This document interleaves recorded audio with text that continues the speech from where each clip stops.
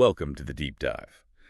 Today, we're plunging headfirst into a source that's, well, it's as unique as it is hilarious, a theologically twisted rugby match. Yeah. This is definitely not your typical sports commentary. Our mission, really, is to unpack how this piece takes something so familiar, like a rugby game, and just spins it into this unexpectedly funny and honestly thought-provoking mix of satire, hyperbole, and biblical references. It's pretty wild stuff. It really is. And what jumps out right away is how extreme the tone is. You know, right from the start, the piece basically declares this rugby match is nothing less than a battle between heaven and hell. Wow. Right. And that just immediately flips the script on what you'd expect from, say, a normal rugby organization, right? Fair play, sportsmanship, that's out. Right. Here, success is measured by, get the sins per meter. Sins per meter. That's where the humor just kicks into high gear, isn't it? The hyperbole is fantastic. I mean, we're talking simple things like stealing half a meter on the field. Right. Suddenly becomes grounds for eternal damnation. Just like that. And my favorite, maybe the halftime oranges. They're not just fruit. They're communion wafers. Yeah. It's so over the top. It really commits, doesn't it? It tells you the satire is going to reframe everything through this lens, no matter how ordinary. Exactly. And it's not just objects. The narrator, the commentator figure is key. We get this self-proclaimed Bible expert.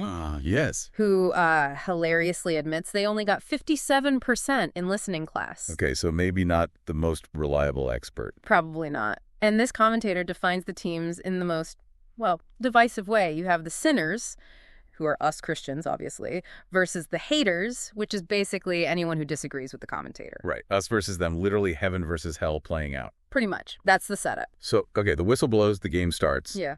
How does this actually, play out on the field in the source? What are some key moments? Well, the play-by-play is just as absurd. You hear about player Exodus, number 10. Okay. He steals that half meter we talked about, and boom, the commentator calls him a commandment breaker. Instantly. No hesitation. None.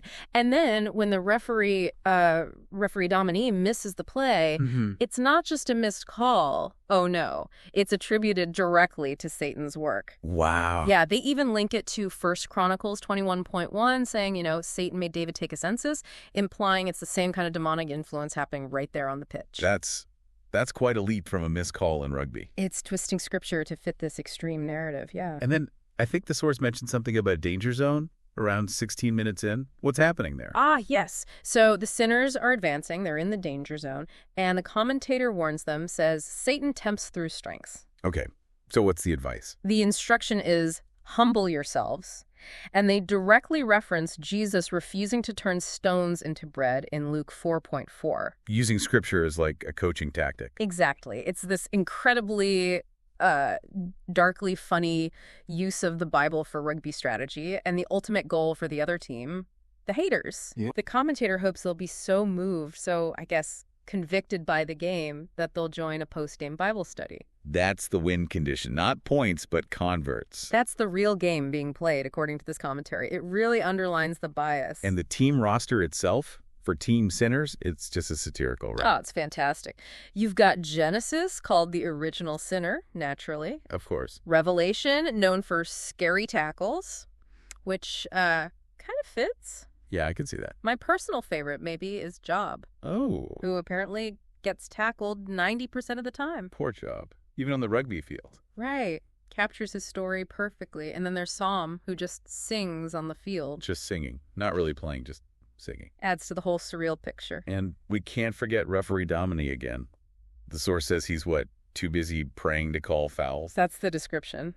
Too busy praying. It's the perfect final touch, isn't it? It just cements how this singular extreme focus, even on prayer, can lead to total chaos when applied, inappropriately. Right, the whole system breaks down. Exactly. Order is gone. So, okay, we've walked through this incredibly exaggerated, theologically twisted rugby match. Thinking about this, we have to ask you, our listener, what does this kind of extreme example maybe reveal about how we all interpret things, everyday things, through our own unique lenses?